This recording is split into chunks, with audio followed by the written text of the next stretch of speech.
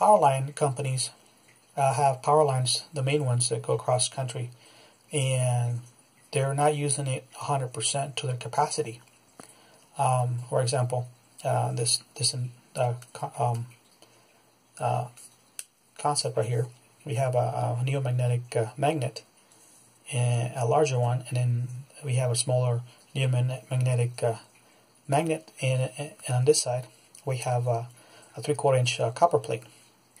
So without the copper plate, you have to be like an inch or 2 inches away from the magnet to actually be able to move it and rotate it.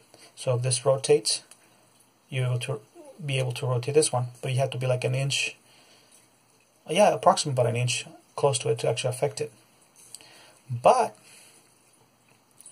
if you add a copper plate 3/4 inch, about 3 inches or 4 inches from this, and the copper plate be about 12 inches from this, that empty space right here, you actually have multiply the length of it, and more or less you have made it more powerful.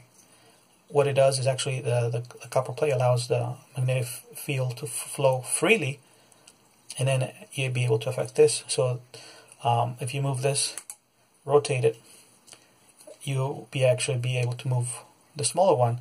So if you add 2-3 inches to the copper plate and then 12 inches, you got over 12 inches, you could actually move this object, a magnetic small one, magnetic cube.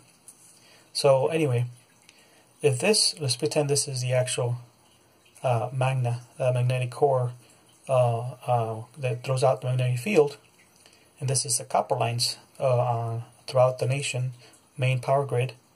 Okay, so normally the power goes through this copper cables that are on the freeways and stuff, and the roads, the main ones. So the magnetic field just goes through it.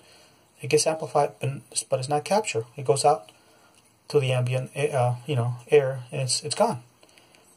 But see, on the copper lines, if you add a magnet, then you have this magnetic field.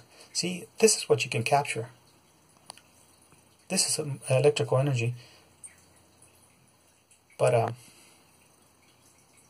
so if this is magnetic field of the core of the Earth, and this is the power lines, and you add a magnet of some sort right close to the copper lines, you create a magnetic field. So basically what you're doing is capturing the magnetic field between the magnet and the copper.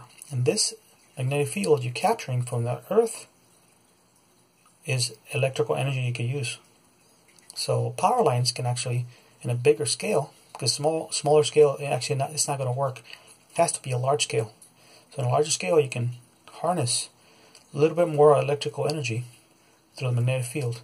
So you capture the magnetic field. Let me show you here. See, normally this is Earth, this is the power lines. So the magnetic field goes right through it, because the copper amplifies it. Basically allows it to go freely through the copper line, and it goes away. It's not captured. But if you add a magnet on top of it, then the magnetic field is amplified through the copper, and then magnet. So now you have a magnetic field right here. You can capture that. Power lines can capture that extra energy on a larger scale. Because now you got the power. You already have the copper lines throughout the world. All you need is put a magnet on top of the copper lines to capture the magnetic field that Earth uses. All you're doing is the magnetic field, which is kind of weak, right? But once it hits copper, it becomes stronger. But you need another magnet to capture it, so you now have a stronger magnetic field than you did before. So now you have more or less in a larger scale harness the magnetic field from the induction, or whatever we call it, from this magnet and the copper, but the magnetic field is coming from the Earth itself. I have a different shape here, a little kind of like a curvature, so same principle. It's just magnetic field gets captured right here, between the copper and the magnet. It's just gotta transfer that into electrical energy. The copper magnet doesn't have to be close to the copper. Remember, on the other project, the test thing, it only has to be within a couple inches from the cable to create a magnetic field. It just make it stronger than what it is. So, you know, if the magnetic field is kind of weak and it's able only to move a compass, but if you use a magnet behind the copper line, you know, it kind of amplifies a little bit, so that extra magnetification may actually help. So there you go. That's one way. Now, I have a concept, and whether it works or not, I have no idea, but this pretend you have copper. I'll just go to the line, meaning copper plate. Copper plate, right? And this is the Earth and magnetic field. Then you have a magnet, smaller, right? And it amplifies it. Remember I told you it amplifies a little bit. But then you have another copper, right? So I'm wondering if it goes through here, copper, again. But then you have another magnet, amplifies it. So what I'm trying to say is copper, magnet, copper, magnet, copper, magnet, copper, magnet. My question is, would it amplify this whole thing and make more electrical energy? That's a question I have.